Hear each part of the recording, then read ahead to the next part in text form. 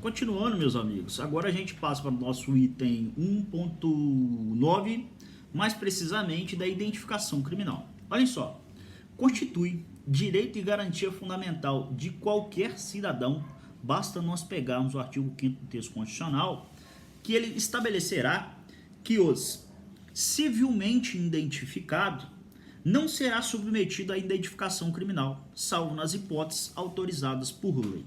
Então, olha, obviamente que durante a abertura do inquérito policial, durante seu tramitar, a gente tem que identificar aquela pessoa no sentido de punir e de investigar a pessoa certa, no sentido de punir e investigar a pessoa que realmente praticou uma infração criminal.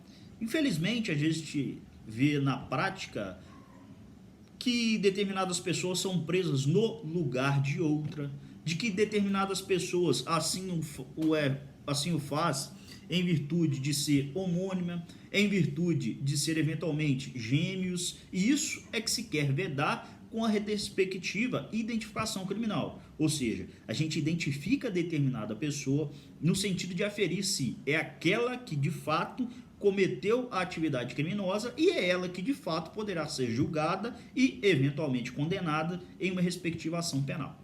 Já sabemos que o pressuposto é o de que os civilmente identificado não poderá ser submetido à identificação criminal. Isso é um direito e garantia fundamental. Então a regra é de que, se você for abordado, se você for eventualmente investigado em inquérito policial e se identificar, seja por carteira profissional, seja por carteira de identidade, seja por outros meios assim estabelecidos na lei, você não poderá ser identificado criminal. O que é identificar? Pegar o dedão do sujeito e colocar lá para ver a identificação daquela respectiva pessoa. Isso, a princípio, é proibido se alguém já se identificou civilmente. Só que, entendam, o texto constitucional estabelece hipóteses de exceções aonde alguém que se identifica, por exemplo, apresenta carteira de identidade, apresenta uma carteira funcional, apresenta um passaporte, ele pode, mesmo assim, sofrer a respectiva identificação criminal. Pegar o dedão dele lá e colocar no sentido de identificar se aquela pessoa, de fato, que apresenta aquela carteira é o que ali possui. Quando que isso pode acontecer? Nós temos a lei que estabelece isso. É a Lei 12.037 de 2009. É com base nesta lei que alguém pode, mesmo apresentando determinado documento, ser identificado criminalmente. Lá no artigo 2º, nós encontramos as hipóteses, em que isso pode ocorrer. Porque ela assim o diz, a identificação civil é atestada por qualquer dos seguintes documentos. Aí ele vai dizendo quais os documentos que pode ser apresentado como sede de identificação civil. Aí estabelece carteira de identidade, carteira profissional, passaporte, blá, blá, blá, blá, blá, blá, blá. Vem o artigo 3º e estabelece que, mesmo você apresentando esses documentos, se ocorrer uma dessas hipóteses aqui estabelecidas, eu, a autoridade policial, posso fazer sua identificação criminal. Que hipóteses são essas? Leio para vocês.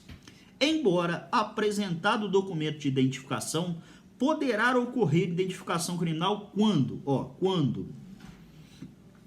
o documento apresentar rasura ou tiver indício de falsidade. Isso aqui é óbvio, né? Se o documento que o sujeito te apresenta estiver com indício de falsidade ou se apresentar rasura no sentido de que não se mostra possível identificar a pessoa, é possível realizar a identificação criminal. Inciso 2º, o documento for insuficiente para identificar cabalmente o indiciado. Também dispositivo, basta a leitura dele que você consegue entender o raciocínio para chegar a essa conclusão. O indiciado portar documentos e identidade distintos com informações conflitantes. O cara tem 2 CPF que apresentam 2 CPF.